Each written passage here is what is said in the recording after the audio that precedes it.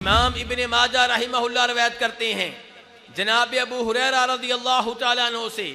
کہتے ہیں کہ نبی صلی اللہ علیہ وسلم نے ارشاد فرمایا اذا كانت اول لیلۃ من رمضان صفدت الشیاطین ومردت الجن،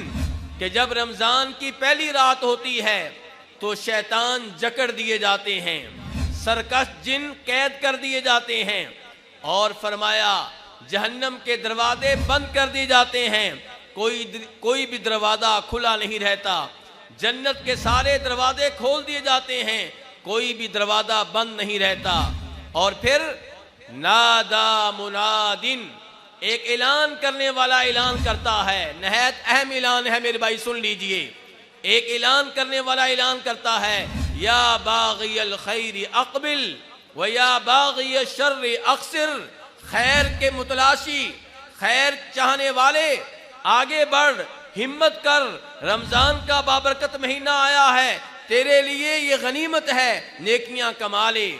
اور آواز یہ بھی آتی ہے برائی کو چاہنے والے، برائی کی تلاش میں نکلنے والے، شرم کر، حیا کر، رمضان کا مہینہ آ چکا ہے، اب تو گناہوں سے باز آ جا، اب تو توبہ کر لے، اب بھی توبہ نہیں کرے گا تو کب توبہ کرے گا؟